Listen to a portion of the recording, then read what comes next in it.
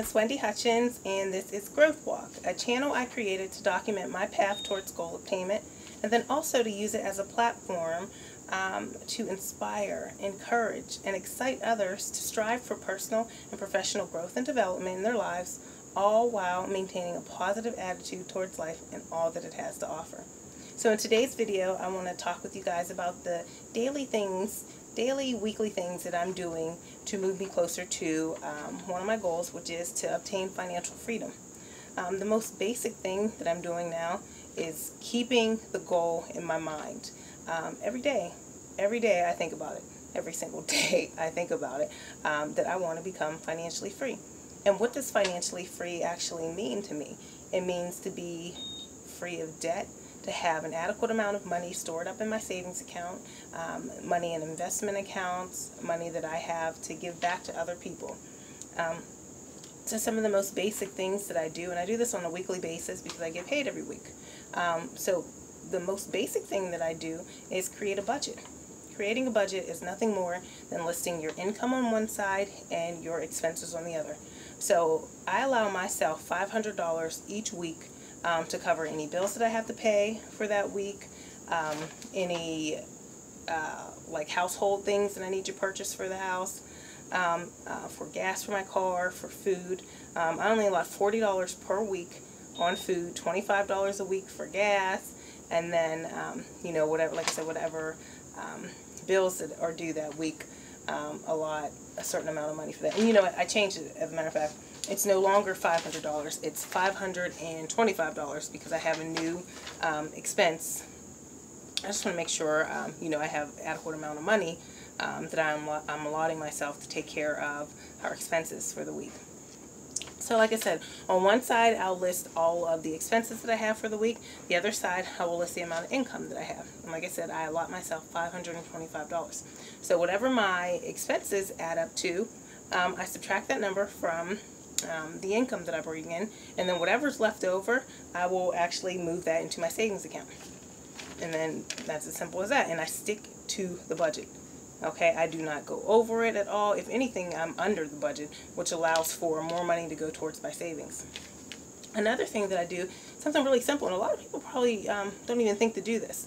A lot of people sometimes think like, okay, well, after I pay my bills, after I go out and get the things that we need for the house, then whatever's left over, I'll go and throw in my savings account and save it.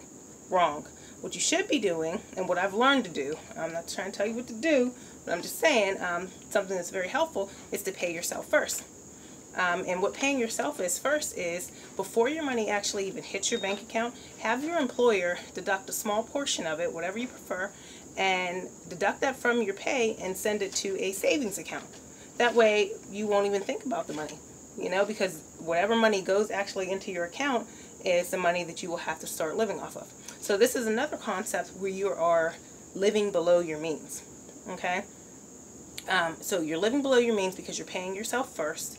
And then in my situation, my paychecks are more than $525. However, I only allow myself $525 per week to spend, and then, like I said, whatever's left over, it'll get transferred to my savings account. Another very important thing that I do is I track all of my spending in an app, and the app that I use is called the Expense Manager app. It's a great app, the best app that I've ever seen in my whole entire life, and it works so much. And it's very simple. I don't usually carry cash on me at all. I just use my banking card. So anytime I swipe my card, I immediately go to my Expense Manager app, and then I input that expense, and I put it underneath the category that it belongs to. So say I go and get gas for my car, it'll go under the category as automobile and then fuel. And then that way I know exactly how much money I have in my accounts. It prevents overdraft fees, because you know, sometimes your bank, you'll go and get gas or whatever, and they won't take out the money. They might just hold $1 until you send in, you know, your slips, and they reconcile their drawers or whatever, and then they'll take that money out. I have heard that there are some banks, like maybe PNC, where you get notified every time you use your card. I remember I used to have PNC, and that was the case for me. They were pretty good. And then also, too, another thing, if you have a mobile, like a banking app, put the app on your phone. If there's like a widget option, put it on your phone. That way you can see your bank account balances right then and there. So anytime you use your card, or if you forget something or whatever, you can just scroll and see it instead of having to go all the way in, log into your account. You know, you can definitely see the amount of money that you have in your account and how much you have left to spend or save. What else do I do? Another thing that I do is, because I am paying down some debt right now, so I love Excel, but what I use is Google Sheets. And I go in there and I created spreadsheets. And, you know, I'm telling y'all, like, organization is my superpower. I am so good at organizing and keeping things organized. So anyway, I went on to Google Sheets and I created spreadsheets. And within that spreadsheet, it's called Financial Freedom, right? That's the name of the whole entire spreadsheet. And there are different sheets that I have, sheet tabs. And one of the tabs lists the amount of income that I bring in. So I record every paycheck, so I know how many hours I worked, and then the amount that paycheck was. So I can kind of look ahead and know how I'm going to plan my money so I can manage it better. Another thing, another tab on there is my budget. Like I said, since I get paid weekly, I do a budget for every single week, and it's a consistent budget. It doesn't really change or fluctuate. The only thing on it that might change is if something unforeseen happens or whatever. But I allot specific money for unforeseen things. And like I told you, if something was to happen where I do need extra money, I will have that because I live below my means. I only allow myself to spend $525 per week. Anything in excess of that goes into my savings, period. So that's one tab that lists my income. And then a budgeting tab that shows all the budgets that I have. Then I have another tab that lists the debt that I have, or what I need to do to become financially free. One of the things I need to do. And that's going to list all the debt that I have, and then I have a total, because you know Excel allows you to create formulas, put formulas in there and get totals. I love Excel. So then another tab, I list all my medical debt. And I have, I mean, to the point where I have who it's from, the date of service, the account number, the amount that's due, the statement number, if there's any PIN, anything like that, and then I have a total of all that debt. And then another thing that I did, and I'm very proud of myself for doing this, I created a financial plan that runs from now all the way through December 2019. Right, y'all? So I'm pretty pumped about that. So it outlines exactly where my money is going to go to. Okay, it outlines how much I should be saving each month. Excuse me. How much is going to go towards debt each month. How much is going to go towards, you know, expenses or whatever. So I am telling my money exactly what I want it to do, all the way down to that last dollar. You feel me, y'all? And that's another one of the things I want to talk about when I go back to the budget. I do a zero-based budget, or a zero-balance budget, which means every single dollar of mine has a specific purpose, all the way down to the last dollar. So there's nothing that's just hanging out there, oh, what am I going to do with this excess money? I know exactly where every single dollar of mine is going to go to. Because this is what I need to do. I have to be financially responsible, and I have to manage my finances if I want more out of life. Okay, if I want to be able to pay down my debt, still take care of my family on a day-to-day basis, if I want to put money aside for saving and for investing, I got to be able to properly and effectively manage my money. Okay, let's see. I wrote some stuff down here. I just want to educate yourself. Oh, a big thing is do not create any new debt at all. All right, you cannot go out there and open up a new credit card. I'm not doing that. I only got one credit card, and it's not even high, but I'm trying to pay that thing down.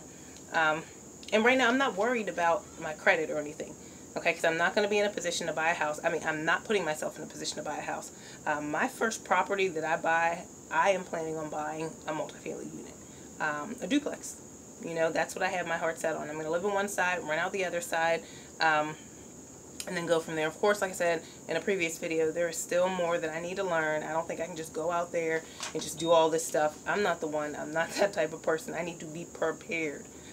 Prepared. I want to educate myself. I want to know the ins and outs of everything, and I want to have some type of contingency plan in place. When I get that first property, I'm going to put it into an LLC. Alright, anyway, but that's another video, neither here or there. Do not create any new debt. Are we still rolling? Yeah, we're still rolling. All right. Oh, yes, this is another thing, too. To help me manage my finances, I'm so happy I came up with this, right? It's about the account types that I have. Okay, I have a savings account at a different bank that I don't have access to. I do not have a debit card for it or anything like that. Money goes there and that's it. And since I work, I can't access that money unless I go like on a Saturday or something. You know, and you got to go there before like 12 or whatever. They close early. So that's one of the accounts I have. Then I have 3 other accounts, checking accounts. So feel this, right? My first checking account is the one that receives the direct deposit, okay? And from this account, I funnel money to the other 2 accounts, okay? So the first account is just for my everyday spending. So that's going to be for like my miscellaneous stuff that I have to get for the household, gas, and for food. Okay, the second account I have, I move any excess money that's left over from my paychecks. Like I said, after the $525, it automatically goes over to the second account. Okay, and that's like a temporary storage area for my money. Once I get a certain amount of money into that account, then I transfer it to the account that's at the other bank that I don't have access to with like a card or anything, right? And then the third account that I have is the account that I use to pay all my bills out of. This is ingenious, and I'm going to tell you why. Because you have to wait. Sometimes you'll write a check or you'll do like the online banking, and then you have to wait. Sometimes they'll send out a check. It won't be like electronic, right? So you'll have to wait for them to get the check and cash, and all the while this money is still just sitting there in your bank. And you got to remember, like, look, I got this money in here. I can't spend it, and da-da-da. To eliminate all that, get the separate accounts. It makes life so much easier because you know all the money that's in this account you can spend. All the money that's in this account is just saving. And all the money in this third account, it's for your bills. You know what I mean? So that keeps it so simple. So the separation of my money, that's another way that I can manage my finances properly. Okay. Yeah, we went over how to do a budget, and I told you about the app that I use, the Expense Manager, which allows me to track my expenses. There's some other ones out there too, like Mint. I had Mint for a little bit. I really didn't like it. There was a lot of ads and stuff going on. I didn't really like it. There's another one too, Dave Ramsey's app. It's called Every Dollar. It's like a budgeting tool. I got it. You know, I looked at it or whatever. It's very user-friendly. It's a pretty decent app, but I'm stuck on my Expense Manager, man. This app is everything. I have a video that I posted that shows you how to utilize the Expense Manager app and, you know, the different things that you could do with it. One last app that I use is called Prism. And I went on there, and it's an app that lets you know when your bills are due. You can pay your bills on that app as well. And I pretty much went on there and set up all my accounts so it'll let me know, you know, how much is due with this bill. I have a video that pretty much explains that in further detail, but I only use this app just to know when my bills are due, period, and how much they are, instead of going to every single account and checking or wait until I get the statement, the invoice, and I got all to do. The app works wonders, and check out the video that I have on it. Alright, y'all, so those are the things that I'm doing right now to move me closer to becoming financially free. Paying myself first, budgeting, tracking my expenses, living below my means, being disciplined, staying disciplined. And then every day I am watching and reading and educating myself on finances. And this just keeps the goal fresh in my mind, keeps it fresh, you know what I mean? I'm constantly inundating myself with information so I stay on top of my goal and I stay on top of the plans that I have set for myself. Alright, like the video, subscribe to it, share. If it was helpful to you or to somebody else, tell them about it. Okay, drop any information in the comments.